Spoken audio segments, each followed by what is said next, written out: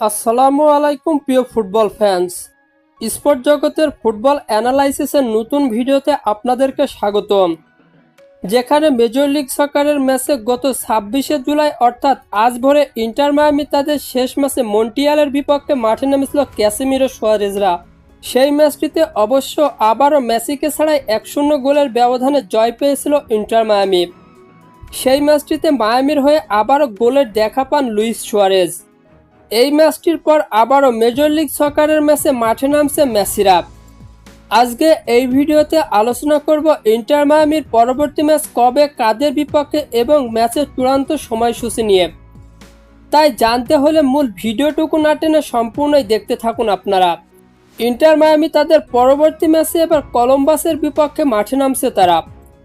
বর্তমানে major league সকারের point টেবিলে 17 match শেষে 37 পয়েন্ট নিয়ে পয়েন্ট টেবিলের দ্বিতীয় স্থানে রয়েছে ইন্টার মায়ামি। অন্যদিকে 17 ম্যাচ শেষে 19 পয়েন্ট নিয়ে পয়েন্ট টেবিলের 11তম স্থানে রয়েছে কলম্বাস। দুই দল সর্বশেষ মুখোমুখি হয়েছিল 2025 সালের জুন মাসে। সেই ম্যাচে অবশ্য 5-1 গোলের জয় পেয়েছিল মেসিরা।